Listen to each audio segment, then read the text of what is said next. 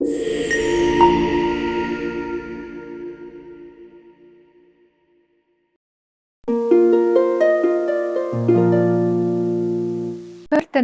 ಪ್ರಿಯರೇ, ಮತ್ತೊಂದಾವರ್ತಿ ದೇವರ ವಾಕ್ಯ ಧ್ಯಾನಿಸಲು ಕೊಟ್ಟಿರುವ ಭಾಗ್ಯಕ್ಕಾಗಿ ಕರ್ತನಿಗೆ ಕೋಟ್ಯಾನುಕೋಟಿ ಸ್ತೋತ್ರಗಳೊಂದಿಗೆ ಈ ದಿನದ ಧ್ಯಾನಕ್ಕಾಗಿ ಆರಿಸಿಕೊಂಡ ವೇದ ಭಾಗವು ಪೌಲನು ರೋಮಾಪುರದವರಿಗೆ ಬರೆದ ಪತ್ರಿಕೆ 8:28. ಇದಲ್ಲದೆ ದೇವರ ಸಂಕಲ್ಪದ ಮೇರೆಗೆ ಕರೆಯಲ್ಪಟ್ಟು ಆತನನ್ನ ಪ್ರೀತಿಸುವವರ ಹಿತಕ್ಕಾಗಿ ಎಲ್ಲಾ ಕಾರ್ಯಗಳು ಅನುಕೂಲವಾಗುತ್ತವೆ ಎಂದು ನಮಗೆ ಗೊತ್ತದೆ. ಹೌದು, ಇದಲ್ಲದೆ ದೇವರ ಸಂಕಲ್ಪದ ಮೇರೆಗೆ ಕರೆಯಲ್ಪಟ್ಟು ಆತನನ್ನ ಪ್ರೀತಿಸುವವರ ಹಿತಕ್ಕಾಗಿ.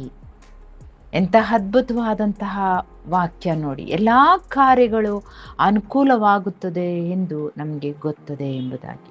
ಹೌದು ಪ್ರಿಯರೇ, ದೇವರೇ ನಮ್ಮನ್ನು ಆಶೀರ್ವದಿಸುವ ಮನಸ್ಸುಳ್ಳವನಾಗಿರುವಾಗ ನಮ್ಮನ್ನು 3 ಹಂತಗಳಲ್ಲಿ ಆತ ನಮ್ಮನ್ನು ನಡೆಸುವಾತನಾಗಿದ್ದಾನೆ.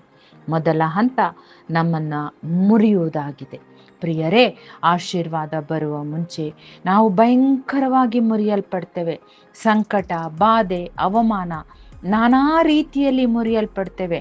ಈ ಬಾಧೆಗಳು ಅಲ್ಪ ಮಾನವರಾದ ನಮ್ಮನ್ನು ಗಾಢಾಂಧಕಾರದಲ್ಲಿ ನಡೆಸುವುದಲ್ಲದೆ ನಮ್ಮನ್ನ ಪಾತಾಳಕ್ಕಿಳಿಯುವಷ್ಟು ಕುಗ್ಗಿಸಿ ಬಿಡುತ್ತದೆ.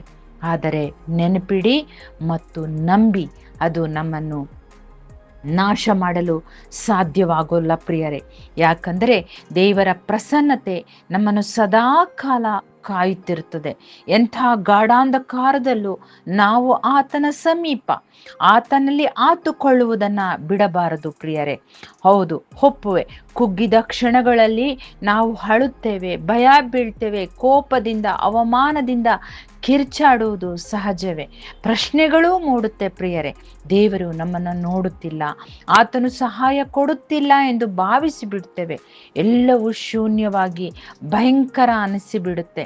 ಆದರೆ 3 ವ್ಯಕ್ತಿಗಳನ್ನ ನಾವು ನೆನಪಿಸಿಕೊಳ್ಳುವ. ಯೋಬ ನೆನಪಿಸಿಕೊಳ್ಳಿ ಒಮ್ಮೆ. ಆತನು ಎಲ್ಲವನ್ನ ಕಳೆದುಕೊಂಡ, ಆದರೆ ದೇವರು ಕಳೆದುಕೊಂಡ ಎಲ್ಲವನ್ನ ಅತ್ಯಧಿಕವಾಗಿ ಪಡೆಯುವಂತೆ ಆಶೀರ್ವದಿಸಿದ. ಯೋಸೇಫನನ್ನ ನೆನಪಿಸ್ಕೊಳ್ಳಿ. ಬಾವಿಗೆ ಎಸೆಯಲ್ಪಟ್ಟ ಯೋಸೇಫ ಆ ನಂತರ ಅರಮನೆಯ ವಾಸಕ್ಕೆ ಹೆಜ್ಜೆ ಇಡುವಂತೆ ಆಶೀರ್ವದಿಸಲ್ಪಟ್ಟ. ದಾವೀದನನ್ನ ಗುಹೆಗಳಲ್ಲಿ ವಾಸ ಮಾಡುವಂತೆ ಆಯಿತು. ಆದರೆ ಆತ ಸಿಂಹಾಸನವನ್ನ ಹತ್ತುವುದಕ್ಕಿಂತ ಮುಂಚೆ ಆತ ಗುಹೆಗಳಲ್ಲಿ ವಾಸ ಮಾಡಿದ್ದು ಸತ್ಯವೇ ಆಗಿತ್ತು. ಕುಗ್ಗಿಸುವಿಕೆ, ಅವಮಾನ, ಕಷ್ಟ ಇವು ನಮ್ಮನ್ನ ಮುಗಿಸಲು ಬರುವಂಥದ್ದಲ್ಲ. ಇದು ದೈವ ಪ್ರೇರಿತ. Breaking is not rejection, it's redirection ಪ್ರಿಯರೇ. ಯಾವುದೋ ಯೋಗ್ಯ ಸ್ಥಾನಮಾನ ದೇವರಿಂದ ದೊರೆಯುವಂಥ ಸ್ಥಾನಮಾನಕ್ಕೆ ಆತ್ಮಿಕವಾಗಿ ಸಿದ್ಧ ಮಾಡುವಂಥದ್ದು. It's god making room for what's divine. 2ನೇ ಹಂತ ರೂಪಿಸುವುದು, ದ ರಿಫೈನಿಂಗ್, ಸಿದ್ಧ ಮಾಡುವುದು. ಆಶೀರ್ವಾದ ಬರುವ ಸಮಯಕ್ಕೆ ನಮ್ಮ ಹೃದಯವು ಆ ಆಶೀರ್ವಾದವನ್ನ ನಮ್ರತೆಯಿಂದ ಹೊತ್ತುಕೊಳ್ಳಲು ನಮ್ಮನ್ನು ದೇವರು ಸಿದ್ಧ ಮಾಡುವ ಪ್ರಿಯರೇ. So God begins the refining. ಎಜ್ರನು ಪ್ರವಾದನೆಯ ಗ್ರಂಥ 8:22 ಮತ್ತು 23 ನೋಡಿದಾಗ ದೇವರ ಹಸ್ತವು ಆತನ ಎಲ್ಲಾ ಶರಣಾರ್ಥಿಗಳನ್ನ ಪಾಲಿಸುವುದು. ಮುಂದುವರೆದು 23ನೇ ವಚನ, ದೇವರನ್ನ ಪ್ರಾರ್ಥಿಸಲು ಆತನು ನಮಗೆ ಪ್ರಸನ್ನನಾದನು.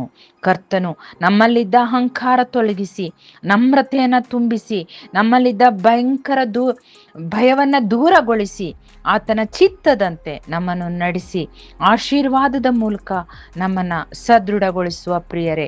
This is where you face yourself, the waiting, the surrender, the humbling. It's not punishment, it is purification. ಯಾವ ರೀತಿ ಬೆಂಕಿ ಬಂಗಾರವನ್ನ ಶೋಧಿಸಿ ಪರಿಶುದ್ಧ ಮಾಡುತ್ತೋ ಆ ರೀತಿಯಾದ ಪ್ರೋಸೆಸ್ಗೆ ದೇವರು ನಮ್ಮನ್ನು ನಡೆಸುವ ಪ್ರಿಯರೇ. ನೀನು ಪ್ರಾರ್ಥಿಸೋದಕ್ಕಿಂತ ಹೆಚ್ಚಿನದನ್ನ ಪಡೆಯಲು ನಿನ್ನನ್ನು ಸಿದ್ಧ ಮಾಡುವ ಸ್ವಾಮಿ.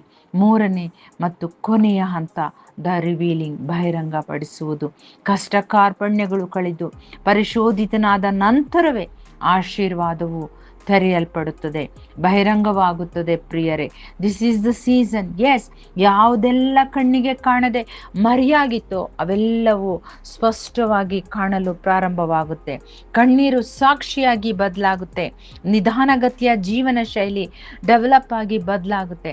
ನಮ್ಮ ನೋವು, ನಮ್ಮ ಕಣ್ಣೀರಿಗೆ ಕರ್ತನು ನಮ್ಮನ್ನು ಆಧರಿಸುವನು.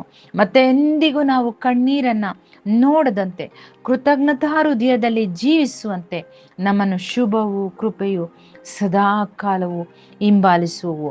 ನಮ್ಮನ್ನು ಆತ ಹಸಿರು ಗಾವಿಲುಗಳಲ್ಲಿ ನಡೆಸುವ. Every closed door was a set up for the right one to open ಪ್ರಿಯರೇ. ರೋಮಾಪುರದವರಿಗೆ 8:28 ಆದ್ದರಿಂದ ಕಷ್ಟ ಅವಮಾನಗಳಲ್ಲಿ ನಂಬಿಕೆ ಮಾತ್ರ ಇರಲಿ. ಸ್ತುತಿ ಸ್ತೋತ್ರದ ಮೂಲಕ ನಮ್ಮನ್ನು ನಾವು ಬಲಗೊಳಿಸಿಕೊಳ್ಳುವ ಕಾರಣ ನಾವು ಆಶೀರ್ವಾದದ ನೆಲೆಗೆ ಕಾಲಿಡುವವರಾಗಿದ್ದೇವೆ. ನಮ್ಮ ನೊಂದ ಹೃದಯ ಆಶೀರ್ವಾದದ ಗಣಿಯಾಗುವಂತೆ ನಮ್ಮ ದೇವರು ಮಾಡಲು ಶಕ್ತನಾಗಿರುವ ಪ್ರಿಯರೇ, ಈ ದಿನದ ವಾಕ್ಯಗಳು ನಿಮ್ಮನ್ನು ಆಧರಿಸಿದರೆ ದಯವಿಟ್ಟು ಆಮೇನ್ ಅನ್ನಿ. ಯಾರು ಮುರಿಯಲ್ಪಡುತ್ತಿದ್ದಾರೋ ಅವರಿಗಾಗಿ ಪ್ರಾರ್ಥಿಸಿ ಬಲಗೊಳಿಸಿ ಪ್ರಿಯರೇ. ಪ್ರಾರ್ಥನೆ ಮಾಡೋಣ. ದೇವರೇ, ನಮ್ಮನ್ನು ನಡೆಸು. ನೀ ನಡೆಸುವ ಮಾರ್ಗಕ್ಕೆ ವಿಧಿಯರಾಗಿ ನಿನ್ನನ್ನು ಹಿಂಬಾಲಿಸಿ ಜಯವನ್ನು ಕಾಣುವಂತೆ ನಮ್ಮನ್ನ ಸದೃಢಗೊಳಿಸು ಸ್ವಾಮಿ. ಆಮೇನ್. God bless you all. Stay blessed.